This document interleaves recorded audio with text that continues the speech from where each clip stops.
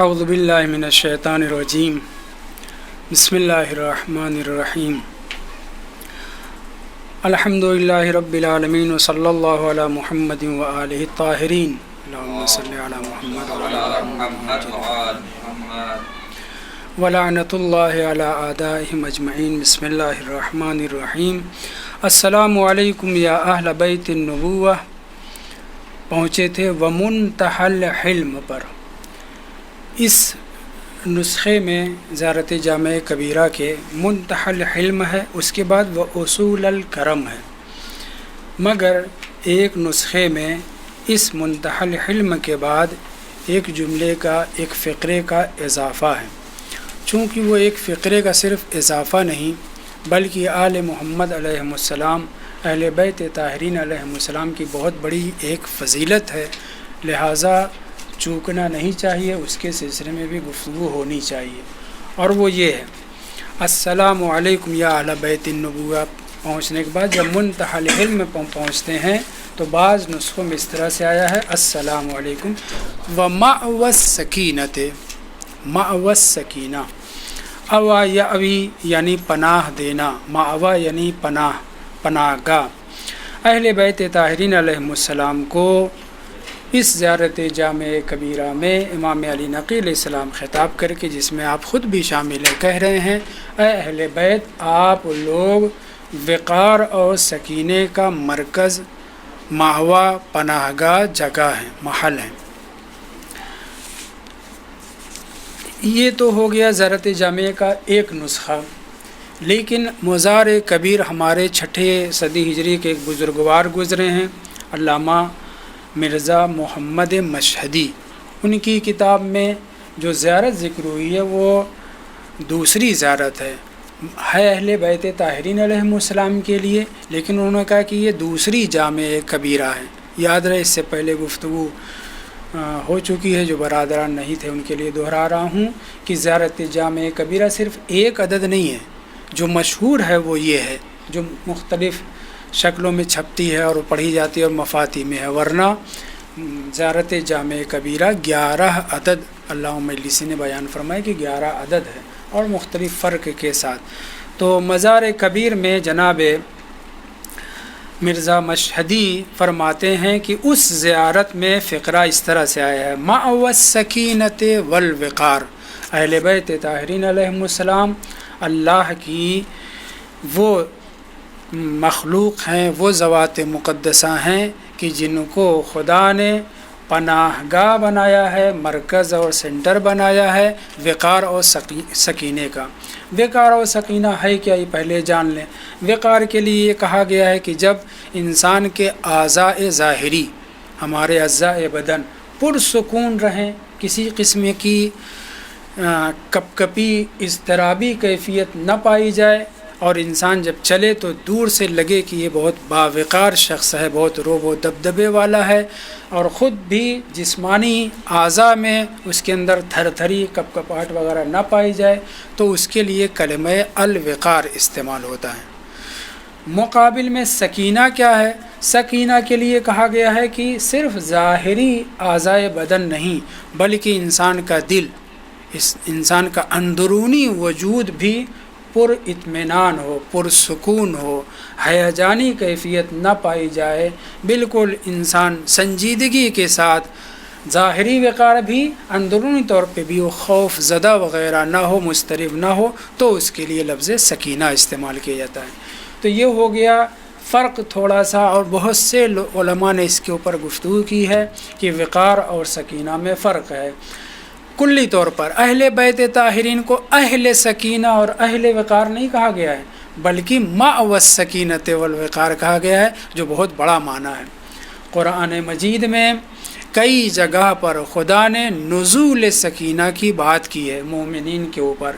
ایک جگہ کہہ رہا ہے سورہ فتح کی آیت نمبر 4 میں، سورہ فتح کی آیت نمبر 4 میں اس طرح سے کہہ رہا ہے هو الذی انزل السکینۃ فی قلوب المؤمنین۔ یہاں پہ فی کا لفظ استعمال ہوا ہے، قلوب مومنین کا تذکرہ ہوا ہے۔ خداوند متعال وہ ہے کہ جس نے مومنین کے قلوب میں، مومنین کے دلوں میں سکون کو نازل فرمایا ہے، اطمینان اور قرار کو، چین کو داخل کر دیا ہے ان کے دلوں میں۔ لیزدادوا ایمانا مع ایمانہم، اس اللہ کی طرف سے سکون و اطمینان دل مومنین میں نازل ہونے کا فائدہ، یہ ایک فائدہ یہ ہے، لیزدادوا ایمانا، پہلے تو ان کے پاس ایمان ہے، جب خدا کی طرف سے قرار، سکون، چین، غیر اضطرابی کیفیت خدا کی طرف سے مومنین کے دلوں میں نازل ہو جائے گی تو جو ان کے پاس ایمان تھا اس سے بھی زیادہ ان کے ایمان میں اضافہ ہو جائے گا۔ لہٰذا ایمان میں اضافے کی بات جو ذاکرین و خطبہ کہتے ہیں کہ آپ کے ایمان میں اضافہ ہو گیا، یا سامعین کہتے ہیں واہ کیا بیان کہ آپ نے ایمان میں اضافہ ہو گیا، یہ غلط نہیں ہے، کیونکہ ایمان میں اضافے کا تذکرہ قرآن مجید میں بھی اور روایات میں بھی ذکر ہوا ہے۔ یہاں قرآن کیا کہہ رہا ہے کہ اللہ نے مومنین کے دلوں میں، دلوں میں سکون و قرار اور اطمینان نازل فرمایا ہے تاکہ ان کے ایمان کے ساتھ ساتھ جو ایمان ہے اس میں بھی اضافہ ہو جائے۔ دو کلمے کے اوپر بہت توجہ کی ضرورت ہے اس آیت کریمہ میں۔ ایک تو فی قلوب المؤمنین کا تذکرہ ہے، آگے آیت آ رہی ہے جہاں پر یہ کہا گیا ہے علی المؤمنین، فی نہیں، مومنین کے اوپر اللہ نے سکون اور قرار کو نازل فرمایا ہے، تو تعبیر بدلنے سے یقیناً معنی بدل جاتا ہے۔ یہاں کہہ رہا ہے کہ اللہ نے نازل فرمایا ہے۔ اچھا، دوسری بات ہے کہ نزول کی، نازل ہونے کی، تو قرآن مجید میں متعدد ایسی آیتیں ہیں کہ جہاں پر اللہ نے خلق کرنے کے لیے، ایجاد کرنے کے لیے کلمہ انزلہ استعمال کیا ہے۔ واضح ہوئی بات، قرآن مجید میں متعدد جگہ تفسیروں میں بھی بیان کیا گیا ہے کہ خلق کرنے کو، وہاں خلق کرنے کے لیے اللہ نے کلمہ انزلہ اور نزول اور اس طرح کے کلمات استعمال کیے ہیں۔ یہاں پہ نازل کیا ہے مومنین کے دلوں میں کیا معنی رکھتا ہے؟ مطلب یہ ہے کہ جو صاحبان ایمان ہوں گے، پہلی شرط ہے صاحبان ایمان ہوں گے، ان کے دلوں میں خداوند متعال سکون اور اطمینان کو نازل فرمائے گا، یعنی خلق کرے گا، ایجاد کرے گا، یعنی وہ پرسکون ہو جائیں گے۔ اگر ایمان رکھتے ہیں تو خداوند متعال ان کے ایمان میں پائیداری کے لیے، ان کے دل میں جو عقیدت ہے خدا سے، آل خدا سے، اہل بیت طاہرین علیہم السلام سے، قرآن سے، اسلام سے، اس میں ایمان میں مزید اضافہ ہو جائے گا۔ تو نزول کا مطلب یہ نہیں ہے کہ آسمان سے نازل ہونا مراد ہے، بارش کی طرح سے یا فرشتے کے نزول کی طرح سے، بلکہ میں نے آپ کے سامنے بیان کیا کہ نزول کا کلمہ خلق اور ایجاد کے لیے بھی خدا نے استعمال کیا قرآن مجید کی متعدد آیتوں میں، ان آیتوں کے پڑھنے کی ضرورت نہیں۔ اور اس کا فائدہ کیا ہے؟ فائدہ یہ ہے کہ جو صاحبان ایمان، ایک تو پہلے شرط ہے کہ صاحبان ایمان ہو، تب خداوند متعال ان کے دلوں میں سکون، قرار اور اطمینان نازل فرمائے گا۔ ہر ایک کے لیے اللہ کی طرف سے سکون و وقار اور اطمینان نازل نہیں ہوتا۔ دوسرے، اس ایمان کا فائدہ کیا؟ سکون کے نزول کا، خلق کرنے کا فائدہ یہ ہے کہ ان کے ایمان میں اضافہ ہو جاتا ہے۔ دوسری جگہ پر اسی سورہ کی ایک آیت میں دوسری جگہ پہ یہ کہا جا رہا ہے لَقَدْ رَضِيَ اللَّهُ عَنِ الْمُؤْمِنِينَ إِذْ يُبَايِعُونَكَ تَحْتَ الشَّجَرَةِ فَعَلِمَ مَا فِي قُلُوبِهِمْ، خداوند متعال یقیناً ان مومنین سے راضی ہو گیا ہے کہ جو آپ سے شجر رضوان، درخت کے نیچے جو 70 لوگوں نے بیعت کی تھی، ان کے بارے میں خداوند متعال اس آیت کو نازل کر کے کہہ رہا ہے فَعَلِمَ مَا فِي قُلُوبِهِمْ، خدا کو پتہ ہے کہ ان کے دلوں میں کتنا جذبہ، کتنا ولولہ، رسول خدا سے نصرت کا وعدہ کر رہے تھے، بیعت کر رہے تھے اللہ کے رسول کے دست مبارک پر۔ وہاں کہا جا رہا ہے فَأَنزَلَ السَّكِينَةَ عَلَيْهِمْ، علیہم کی ضمیر کہاں پلٹ رہی ہے؟ مومنین کی طرف، یعنی پھر خداوند متعال نے ان کے اوپر سکینہ کو نازل فرمایا۔ تو یہاں علیہم ہے، وہاں فی قلوبہم ہے، تعبیر کا فرق جو ہے معنی رکھتا ہے۔ وہاں ہم نے ان نزول کی بات کہی، خلق کی، یہاں پہ بھی ان کے اوپر سکینہ نازل کیا۔ تو یہ جو نزول ہے اور وہاں پہ دل میں نزول کا، تو ایک فرق تو یہی ہو گیا۔ دوسرا فرق یہ ہے کہ جب انسان دل کے اندر، اپنے وجود کے اندر استقرار، سکون اور پائیداری رکھتا ہے، دوسرے لفظوں میں خوف خدا رکھتا ہے، البتہ خوف خدا یہاں ترجمہ نہیں کریں گے، سکینہ کا لفظ استعمال ہوا ہے تو وہی ٹھہراؤ، وہی عدم اضطراب، پرسکون کیفیت اگر رکھتا ہے، تو دل کے سکون اور اطمینان سے اس کے اعضاء و جوارح میں بھی سکون اور اطمینان پیدا ہوتے ہیں۔ یہ ہو گیا ظاہر ہونا، دل کے سکون اور اطمینان سے اعضاء کے اوپر عدم اضطرار کا آنا۔ دوسرے علا جو لفظ استعمال علیہم استعمال ہوا، اس سے شاید مراد یہ ہے کہ جو صاحبان ایمان ہوتے ہیں ان سے دوسرے لوگ خوف کھائیں، اس لیے ان کے اوپر سکینہ نازل کرتا ہے، وقار نازل کرتا ہے۔ یہ ایک فرق یہاں پہ بیان کیا جا سکتا ہے۔ اب چونکہ اس ٹکڑے کا تعلق معصومین علیہم السلام سے ہے، لہٰذا ایک بات کہنا یہاں پہ ضروری ہے کہ پیغمبر اسلام ہو یا ائمہ طاہرین علیہم السلام ہو، ان کے ساتھ مسلسل سکون و قرار ہوتا ہے، ان کے اوپر اضطراب طاری نہیں ہوتا، وہ کسی سے خوف نہیں کھاتے۔ یہ ہمارا عقیدہ ہے، عقیدہ و ایمان ہے۔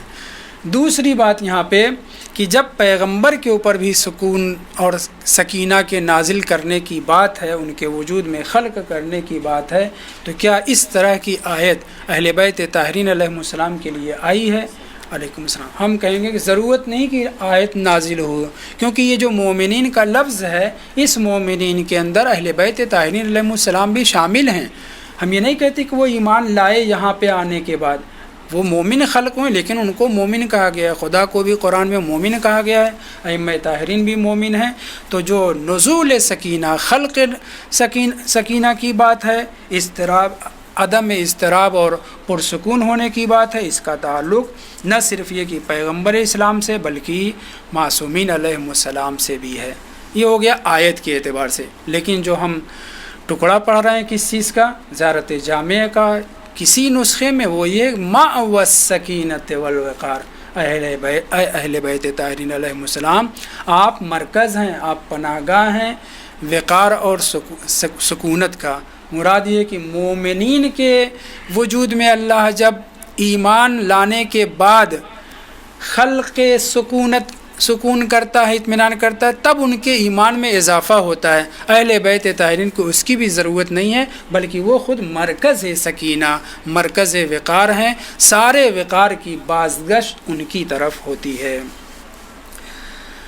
مجھے یہاں تک یاد آ رہا ہے کہ پچھلے ہفتے میں نے ایک اشارہ دیا تھا کہ قرآن مجید نے متعدد جگہ جو سکون اور سکینہ کے نزول کی بات ہے، مخالفین ہمارے اذ ہما فی الغار ثانی اثنین اذ ہما فی الغار اذ یقول لصاحبہ لا تحزن ان اللہ معنا، اس کے بعد آگے کی آیت میں کیا ہے، انزل سکینتہ علیہ، یہاں پہنچ کر کے اس کے اوپر استدلال کرتے ہیں جناب زرارہ کے بھتیجے حمزہ ابن حمران بن آین زرارہ کے بھائی تھے، 5-6 بھائی یہ لوگ تھے، ان کے بیٹے جناب حمزہ بن حمران مولا کی خدمت میں پہنچتے ہیں، چھٹے امام کی عرض کرتے ہیں مولا یہ مخالفین اسی زمانے سے، اس سے پہلے سے مخالفین مشخص تھے، معین سے، درباری ملا اور درباری لوگ وہ سب کے سب مخالفین شمار ہوتے تھے۔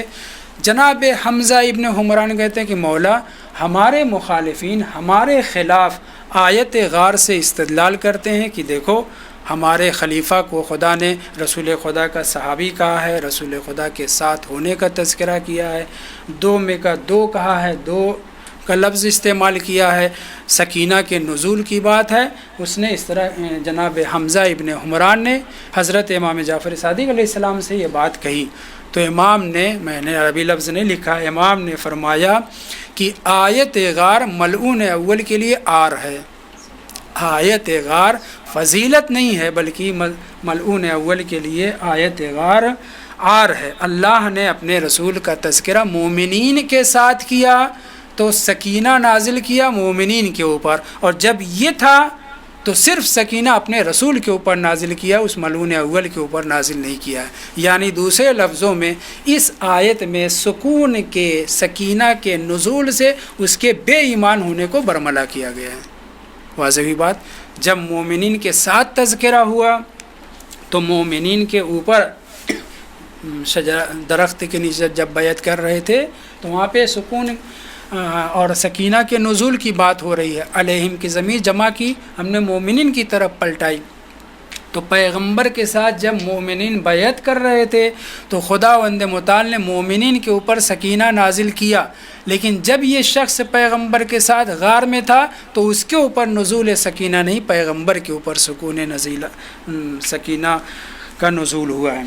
عبارت امام کی اس طرح سے ہے، انہو انزل سکینتہ علی رسولہ، خداوند متعال نے وقار، سکون، عدم اضطراب، دل کا اطمینان. پیغمبر اسلام اکیلے تھے، اس کا وجود خطرے سے خالی نہیں تھا، پیغمبر کے لیے وبال جان تھا. متوجہ نا پورا واقعہ حضرات کے ذہن میں کہ غار میں یہ رو رہا تھا، آواز دے رہا تھا، ایک مرتبہ نہیں کئی مرتبہ پیغمبر سمجھاتے رہے. اور جب وہ شخص جو ڈھونڈتا ہوا آ رہا تھا تو یہ اور زیادہ تیز، تب پیغمبر اسلام نے کہا لا تحزن ان اللہ معنا. تو امام فرماتے ہیں، چھٹے امام فرماتے ہیں انزل سکینتہ علی رسول صلی اللہ علیہ وآلہ وسلم، اللہ نے سکینہ کو اپنے رسول کے اوپر نازل کیا ہے.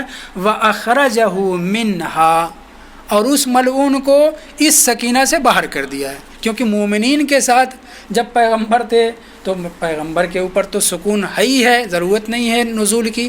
فرض کرتے ہیں کہ نازل ہونے کی ضرورت ہو تو وہاں مومنین کے ساتھ شریک، یعنی ایمان کی علامت. اور یہاں امام فرمان ہے اخرجہ منہا خص رسولہ دونہ، رسول خدا سے سکون نزول سکینہ کو مختص کر دیا، دونہ اس ملعون کو اس میں شریک نہیں کیا. بہار کی 8ویں جلد میں صفحہ 220 پر یہ روایت چھٹے امام سے نقل ہوئی ہے. اسی سلسلے میں ایک واقعہ میں آپ کے سامنے مجلس میں بھی پڑھ چکا، مجھے یاد آ رہا ہے، اور درس میں بھی ذکر کیا جا چکا ہے. وہ بہت مشہور واقعہ ہے جناب شیخ مفید کا. بار بار آپ لوگوں نے سنا ہوگا کہ جناب شیخ مفید مناظرے میں بہت ماہر، اور خود سنیوں کا اعتراف ہے کہ یہ بہت ہی وقار کے ساتھ، بہت ہی دبدبے کے ساتھ مخالفین سے مناظرہ کیا کرتے تھے، جدال کیا کرتے تھے، اور ہر جگہ جیت جایا کرتے تھے. تو جو آدمی مناظرہ یا اس طرح کی چیزیں بہت زیادہ اس سے وابستہ ہوتا ہے تو اسی کے بارے میں سوچتا بھی رہتا ہے بہت زیادہ، اس کا کیا جواب ہو سکتا ہے، اس کا کیا جواب ہو سکتا ہے، اس آیت کو کیسے پیش کیا جائے. ظاہراً ایسا تھا، ہمارے علماء نے لکھا ہے ظاہراً ایسا تھا کہ آیت غار کے سلسلے میں جناب شیخ مفید خوب سوچ رہے تھے. دن میں، رات میں جب سوئے تو خواب میں کیا دیکھتے ہیں کہ آپ ایک راستے سے گزر رہے ہیں، وہاں پہ ایک دائرہ ہے، لوگ بیٹھے ہوئے ہیں، اور کوئی بیچ میں بیٹھا کچھ قصے، کہانی، داستان وغیرہ بیان کر رہا ہے. جب یہ قریب پہنچے تو کسی سے پوچھا کہ یہ دائرہ کیسا ہے، کون لوگ ہیں اندر، کون تقریر کر رہا ہے؟ تو کسی نے کہا کہ یہ مسلمین ہیں، اور اس میں دوسرا ملعون تقریر کر رہا ہے، وہ قصے اور کہانی اور داستان بیان کر رہا ہے. خواب ہی کی بات ہے، اور شرح المنام کے نام سے کتابچہ چھپ بھی چکا ہے عربی میں. تو جناب شیخ مفید، میں یہاں پہ 2-3 باتیں ضرور کہوں گا. ایک تو میں نے کہا کہ آیت غار کے اوپر ظاہراً وہ بہت زیادہ سوچ رہے تھے، اس لیے خواب میں اسی آیت کے سلسلے میں یہ خواب دیکھا. یہ ظاہراً کہہ رہا ہوں، ضروری نہیں ہے کہ ایسا ہی ہو. 2، سلسلے سند کو جناب طبرسی نے کتاب احتجاج میں لکھا ہے. توجہ کریں کہ ہماری کتاب الاحتجاج حذف سند کے ساتھ ہے. انہوں نے مناظرات کو، احتجاجات کو سند ذکر کرنا ضروری نہیں سمجھا، اگرچہ ذکر کرتے تو بہت زیادہ قوی بات ہوتی، لیکن مقدمے میں انہوں نے لکھا ہے کہ میں ایسی باتیں ذکر کر رہا ہوں جو عام ہے، سب جانتے ہیں، مشہور ہے، لہذا سند کی ضرورت نہیں ہے ذکر کر کے کہ کتاب اور زیادہ زخیم ہو جائے، اس لیے انہوں نے حذف کیا. لیکن اس منام کو، اس خواب کو ذکر کرتے ہوئے انہوں نے سند بھی ذکر کیا کہ کسی کو اس کے اوپر شک و شبہ نہ ہو. دوسرے، جناب شیخ مفید اپنے زمانے میں میں جو ٹکراتے تھے اور خود بقول مخالفین کے کہ جہاں پہ بھی بیٹھتے تھے بہت روب اور دبدبے کے ساتھ جواب دیا کرتے تھے، مناظرہ کیا کرتے تھے۔ خواب میں بھی وہی کیفیت، کہتے ہیں کہ میں نے مجمع کو ہٹایا، اندر پہنچا، اس قصاص یعنی قصہ بیان کرنے والے سے میں نے آگے بڑھ کے جرأت کر کے سوال کیا۔ وہ شخص جو مشہور ہے فظ غلیظ القلب، معلوم ہے اس کی تعبیر میں ہمارے معصومین علیہ السلام نے بیان کیا ہے کہ بد مزاج، تند مزاج، بیوقوف، بیوقوف نہیں یہاں پہ کہیں گے، وہ بہت زیادہ چالاک تھا لیکن برائی میں چالاک تھا۔ خیر، تو اس سے جناب شیخ مفید آگے بڑھ کے مقابلہ کرتے ہیں اور سوالات کرتے ہیں۔ شیخ مفید نے برملا طور پر پہنچ کر کے اس سے کہا کہ یہ جو تم اپنے صاحب کے سلسلے میں فضیلت بیان کرتے ہو، آیت غار کے حوالے سے بیان کر رہے ہو، اس میں کہاں فضیلت؟ انہوں نے سوال کیا تھا، اس نے کہا کہ آیت غار سے 5-6 فضیلتیں ہمارے صاحب کی ملعون اول کی ثابت ہوتی ہے، اور پھر اس نے گنانا شروع کیا کہ آیت غار میں جو الفاظ استعمال ہوئے ہیں اس سے ہمارے صاحب یعنی پہلا اس کی فضیلت جو ہے ظاہر ہوتی ہے۔ پہلی فضیلت ان اللہ ذکر النبی و ذکر ابا بکر فجعلہ ثانی ہے۔ ایک تو بات یہ ہے کہ ثانی اثنین کہا ہے، یعنی پیغمبر اسلام کا بھی تذکرہ اور پیغمبر کے ساتھ اس کا بھی تذکرہ ہے، جس کو 2 کہا گیا ہے، ان دونوں میں سے دوسرا کہا گیا ہے۔ فقال ثانی اثنین، ایک فضیلت تو یہ ہو گئی، توجہ سے سنیں۔ وصفہما بالاجتماع فی مکان واحد لتألیفہ بینہما، ان دونوں کے درمیان اتنی الفت تھی، محبت تھی، انس تھا پیغمبر کو اس سے، اس کو پیغمبر سے، کہ اللہ نے بھی مکان میں اجتماع کر کے کہا اذ ہما فی الغار، کہ 2 کے دونوں غار میں ساتھ میں ہیں۔ یہ دوسری فضیلت۔ تیسری اضافہ الیہ بذکر الصحبت، اپنی طرف نسبت دی ہے اور صحبت کا صحابی ہونے کا تذکرہ کیا ہے۔ لیجمع بینہما فیما یقتضی الرتبہ، اس سے مقام اور مرتبہ ظاہر ہوتا ہے کہ وہ اپنے صاحب سے، اذ یقول لصاحب ہی، وہ اپنے صحابی سے کہہ رہے ہیں۔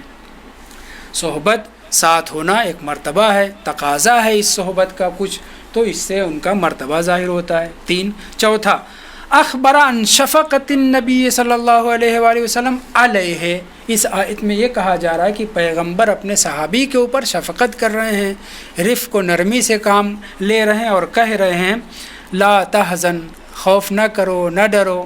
یہ مہربانی ہے پیغمبر اسلام کی اس ملعون کے اوپر۔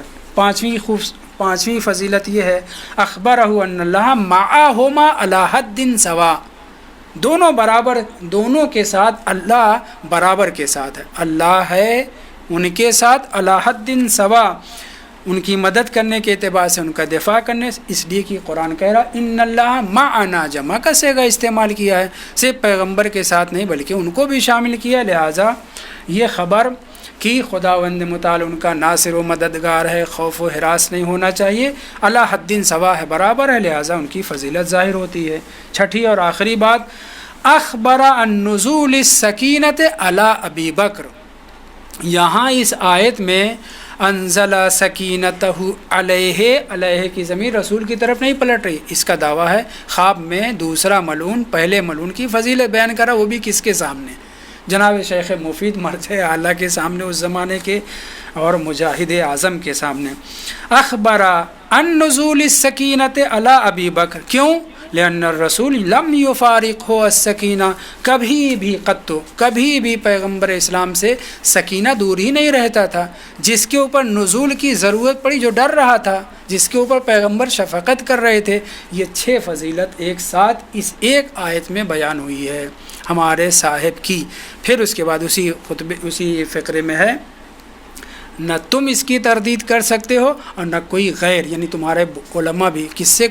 ملعون ثانی گویا جناب شیخ مفید سے کہہ رہا ہے کہ اے شیخ، نہ تم اور نہ ہی تمہارا کوئی غیر، ان جہتوں پر جو ایک آیت سے 6 جہت فضیلت کی بیان ہوئی ہے، کوئی توڑ نہیں سکتا ان دلیلوں کو۔ جناب شیخ مفید نے فرمایا تیری دلیلوں کو، عبارت میں جو ہے حبان منصورہ کی لفظ استعمال ہوئی ہے، تیری دلیلوں کو آندھی میں اڑ جانے والے گرد و غبار کی طرح نہ اڑا دیا تو مفید کو مفید نہ کہنا، مجھ شیخ ہے مفید کو پھر مفید نہ کہنا، اور پھر اس کے بعد جل لے لی۔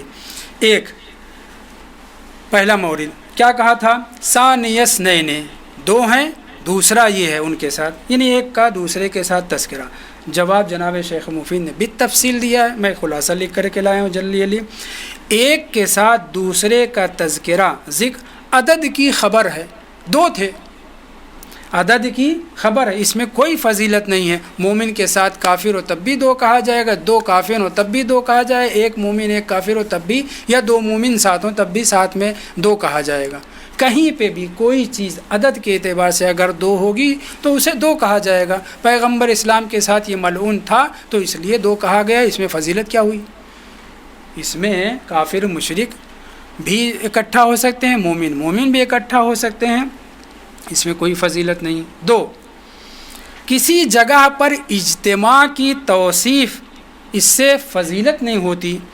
مسجد نبوی میں پیغمبر اسلام کے پاس جب ممانعت نہیں تھی، پیغمبر کے ساتھ مومنین بھی ہوا کرتے تھے، کافرین بھی اندر آتے تھے، باتیں کرتے تھے، سوال و جواب کرتے تھے، اور بڑے بڑے منافقین بھی پیغمبر اسلام کے پاس اور سرداران منافقین بھی پیغمبر کے ساتھ ایک محل میں ایک جگہ جمع ہوتے تھے۔ آج بھی بہت سے مومنین ایک جگہ اکٹھا ہوں تب بھی مکان میں اجتماع کہا جائے گا، اور کافرین و مشرکین و مومنین سب ہوں تب بھی، تو اجتماع، بیٹھنا اٹھنا بیٹھنا ایک ساتھ، اس سے کوئی فضیلت جو ہے ظاہر نہیں ہوتی۔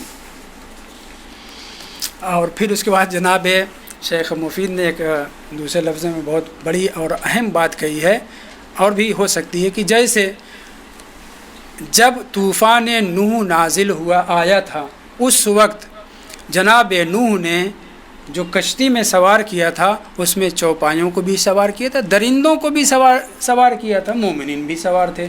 تو یہ محل میں اجتماع ہے نہیں، تو کیا مومن اور گدھے برابر ہو گئے؟ مومن اور درندے برابر ہو گئے؟ اس کے بعد انہوں نے کہا ہے کہ اگر طوفان نوح جو عمومیت رکھتا تھا اس میں شیطان بھی سوار نہ ہوا ہوتا تو ہلاک ہو جاتا۔ توجہ کریں، شیطان بھی سوار ہوا، کیونکہ اس وقت کشتی نجات صرف حضرت نوح کی کشتی تھی۔ قرآن مجید کہہ رہا لا عاصم اليوم من امر اللہ، آج امر الہی، طوفان الہی سے کسی بھی قسم کی کوئی بھی چیز بچانے والی نہیں ہے۔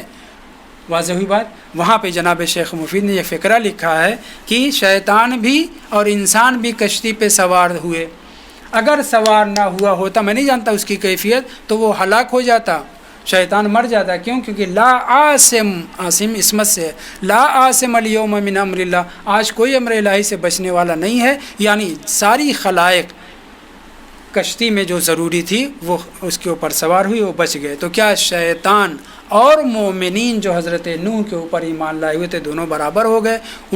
اس کی کوئی فضیلت ہو گئی، درندوں کی فضیلت ہو گئی، حیوانوں کی کوئی فضیلت ہو گئی، شیطان کی کوئی فضیلت ہو گئی؟ شیطان کے ساتھ انسان، انسان کے ساتھ شیطان اکٹھا ہو سکتا ہے، ایسے ہی پیغمبر اسلام کے ساتھ یہ شیطان آ گیا تھا۔ واضح ہوئی بات؟ اگلی بات، یہ جو تم نے کہا اذ یقول لصاحبہ، لفظ صاحب استعمال کیا ہے، صحبت کی بات کہی گئی ہے، ساتھ ہونے کو تم دلیل فضیلت سمجھ رہے ہو۔ قرآن مجید نے کافر و مومن کو ایک دوسرے کا صاحب قرار دیا ہے، حتیٰ گدھے کو بھی انسان کا صاحب قرار دیا ہے۔ شاعروں نے شعر میں بھی استعمال کیا ہے، اور ایک بے جان چیز جاندار چیز کے ساتھ ایک کسی اور چیز کے ساتھ جمع ہو جائے، اس میں کوئی فرق نہیں پڑتا۔ یہاں پہ بھی اذ یقول لصاحبہ، یقیناً ساتھ میں ہونے کی وجہ سے لفظ صاحب استعمال کیا گیا ہے، جیسے مسافر کے ساتھ اس کا گدھا ہوتا ہے۔ یہ بھی پیغمبر اسلام جو مسافر کے تھے ان کے ساتھ یہ گدھا جو ہے کھچر ساتھ میں تھا۔ چوتھی بات، لا تحزن وبال علیہ، توجہ کریں، یہ لا تحزن کا فقرہ تو اس کے اوپر وبال ہے، اس میں کوئی فضیلت ہی نہیں ہے۔ تم نے کہا ہے پیغمبر شفقت کر رہے ہیں اپنے صحابی کے اوپر، شفقت اور نرمی اور اس کی کیا نام ہے، دل کو اطمینان دے رہے ہیں، اس لیے لا تحزن کہا۔ یہ لا تحزن پیغمبر کا لا تحزن بروزن لا تفعل ہے، نہیں ہے نا، صیغہ نہیں ہے، منع کر رہے ہیں پیغمبر منع کرنے میں کسی واجب یا مستحب سے روک نہیں سکتے، منع نہیں کر سکتے۔ اگر منع کریں گے تو کسی معصیت سے ہی منع کریں گے۔ یہ اس کا رونا اگر اطاعت ہوتا تو پیغمبر منع نہ کرتے، یعنی معصیت تھا، اور پیغمبر کا راز فاش کرنے کے لیے وہ ملعون رو رہا تھا، کیونکہ پیغمبر کبھی بھی کسی اطاعت سے نہیں روک سکتے۔ میں نے لکھا بڈھا غار میں رو رہا تھا، اس لیے رسول خدا نے معصیت الہی سے روکا تھا، نہ کہ اس کو تسلی دینے کے عنوان سے۔ پانچویں بات، تم نے کہا کہ اللہ نے اس آیت میں رسول خدا کی معیت کا تذکرہ کیا ہے۔ کس کے ساتھ؟ ان اللہ معنا، پیغمبر کے ساتھ بھی معیت اور ابوبکر کے ساتھ بھی معیت، کیونکہ صیغہ جمع استعمال کیا ہے، تو جواب یہ کہ خدا رسول خدا کے ساتھ ہے۔ اور یہاں جو تعبیر جمع کی استعمال کی گئی ہے اس سے اس کا تعلق ہی نہیں ہے، کیونکہ خدا رسول خدا کی عظمت کے پیش نظر صیغہ جمع استعمال پیغمبر اسلام کر رہے ہیں۔ جیسے انا نحن نزلنا الذکر میں 6-7 تاکیدوں کے ساتھ ایک شخص نازل کرنے والا ہے، ایک ذات نازل کرنے والی ہے قرآن کی، وہ ہے خداوند متعال، لیکن سب جمع کا صیغہ۔ تو یہاں پہ پیغمبر اسلام نے جو معنا کا لفظ استعمال کیا ہے وہ اپنی عظمت کے پیش نظر کہ اللہ میرے ساتھ ہے، نہ کہ ہمارے ساتھ ہے، نہیں تم بھی اس میں شامل ہو، یہ بات۔ دوسری بات تعویل ہے، توجیہ ہے، ظاہراً اب کس نے کہا نہیں معلوم، اس میں شرح المنام میں ہے۔ قیلا، یہ بھی کہا گیا ہے کہ پیغمبر اسلام نے جو اس ملعون سے لا تحزن ان اللہ معنا کہا تھا، ایک تو لا تحزن معصیت تھی، اس کی وجہ سے اس کو روکا۔ ایک نتیجہ یہ نکلا، نتیجہ پہلے نہ بتائیں بیان کروں، پہلے اس کی وضاحت کروں۔ روایت میں یہ کہا گیا ہے، شرح المنام میں یہ بھی ذکر ہوا ہے، اس نے کہا اے اللہ کے رسول میں اپنے لیے نہیں رو رہا ہوں، میں اپنے لیے نہیں ڈر رہا ہوں، وہ علی ابن ابی طالب جن کو آپ بستر پہ سلا کے آئے ہیں اور 40 تلواریں برہنہ ان کے سر پہ تھی، ان کا کیا ہوا ہوگا؟ میں جو رو رہا ہوں، میں جو پریشان ہو رہا ہوں، علی ابن ابی طالب کے لیے پریشان ہو رہا ہوں، یہ ذکر ہوا ہے۔ پیغمبر اسلام نے کہا لا تحزن، مت رو، یعنی یہ تو جو ہے مگر مچ کے آنسو بہا رہا ہے، تجھے حضرت علیہ السلام کی فکر نہیں ہے۔ معصیت ہے، اس لیے مولا رسول اسلام نے منع کیا، اور اگر مولا کی واقعاً محبت میں روتا تو پیغمبر اسلام کو منع کرنے کی ضرورت نہیں تھی۔ دوبارہ سنیں، یہ کیا کہہ رہا ہے کہ میں علی ابن ابی طالب کی وجہ سے خوف میں رو رہا ہوں، ان بیچارے کا کیا ہوا ہوگا، اب تو جو ہے قتل ہو گئے ہوں گے، شہید ہو گئے ہوں گے۔ تو پیغمبر اسلام نے اس وقت یہ فرمایا تھا لا تحزن، مت ڈرو، یعنی کیا؟ یعنی اگر وہ واقعاً محبت میں رو رہا ہوتا تو ثواب کا کام تھا نا، پیغمبر نے منع کیوں کیا؟ اس کا مطلب یہ کہ یہ دکھاوا کر رہا ہے، منافقت کر رہا ہے، مولا امیر المومنین علیہ السلام کے لیے نہیں رو رہا، خود ہی ڈر رہا ہے بڈھا۔ یہ ایک بات۔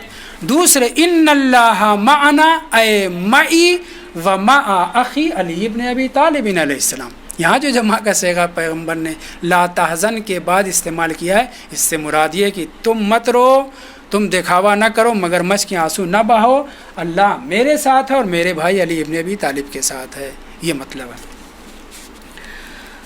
اور اگر مسلمان واقعاً اس خلیفہ کو مانتے ہیں اور اس کی سیرت کے اوپر عمل کرتے ہیں تو ایک نقطہ یہاں پہ بیان کیا جا سکتا ہے کہ سیرت بکری یہ ہے کہ امیر المومنین علیہ السلام کے اوپر اگر کوئی افتاد آئے، مصیبت پڑے تو رویا جائے، حزن و ملال کیا جائے۔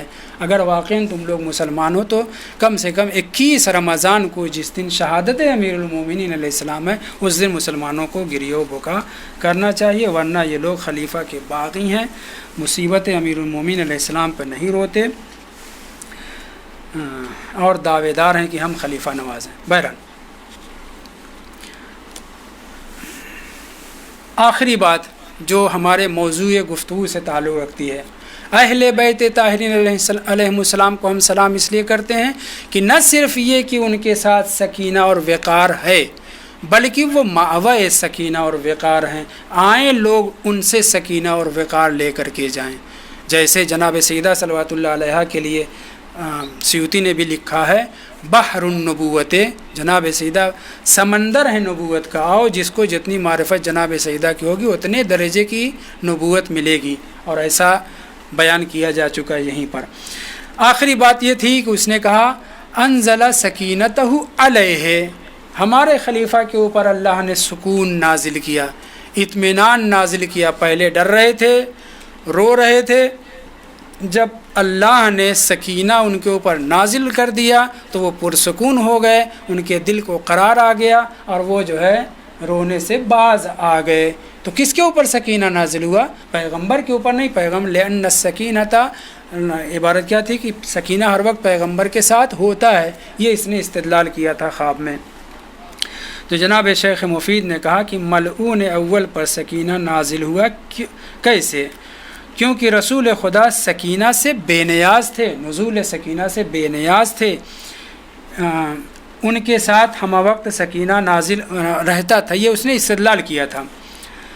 اے ملعون، تیرا یہ کلام بالکل لا تقربوا الصلاۃ وانتم سکارا جیسا ہے، نماز کے قریب بھی نہ پھٹکو۔ اگر یہیں پہ چپ ہو جائیں تو پھر نماز پڑھنے کی ضرورت کیا ہے؟ قرآن کہہ رہا ہے نہیں کر رہا، لا تقربوا الصلاۃ۔ تمہارا جملہ کیا ان اللہ یہ انزل سکینتہ علیہ، اگر یہیں پہ رک گئے اور یہ کہہ رہے ہو کہ یہ ضمیر پلٹ رہی ہے ابو بکر کی طرف، تو ترجمہ یہ ہوگا کہ اللہ نے اپنے قرار و سکون اور اطمینان کو اس کے اوپر نازل کیا، یہ تمہارا دعویٰ ہے۔ لیکن آیت یہیں ختم نہیں ہو جاتی، آیت کے بعد کا فقرہ بتا رہا ہے کہ سکینہ کس کے اوپر نازل ہوا ہے۔ وہ فقرہ کیا ہے؟ وَأَيَّدَهُ بِجُنُودٍ، اللہ نے ان کی تائید فرمائی ایسے لشکر سے، ایک نہیں، جند سے نہیں، جند میں ہی جمع کا معنی پایا جاتا ہے، جیسے قوم میں، جیسے راحت میں جمع کا پایا جاتا ہے، ویسے جند میں کیا ہے؟ فوج۔ بے جنود، فوج در فوج کے ذریعے خداوند متعال نے ان کی تائید فرمائی۔ لم تروہا، اے مسلمانوں، اے اللہ کے رسول خدا کے اصحاب، تمہارے اندر یہ حیثیت ہی نہیں پائی جاتی کہ تم اس لشکروں کو، ان لشکروں کو دیکھ سکو جن لشکروں کو خدا نے اپنے نبی پر نازل کیا ہے۔ اس آیت کا ماقبل آیت سے، ماقبل فقرے سے تعلق ہے، ورنہ لا تقربوا الصلاۃ وانتم سکارا ہو جائے گا۔ اللہ نے یہاں جو کہا ہے ان اللہ یہ انزل سکینتہ علیہ وَأَيَّدَهُ بِجُنُودٍ لَمْ تَرَوْهَا، اسی کے اوپر عطف ہے، اس شخص کے اوپر سکینہ نازل کیا گیا ہے جس کی اللہ نے لشکر در لشکر فرشتوں کے ذریعے سے مدد کی ہے، تائید کی ہے، جسے تم دیکھ بھی نہیں سکتے۔ میں نے آخر میں فقرہ لکھا ہے اور اسی پہ بات ختم کرتا ہوں۔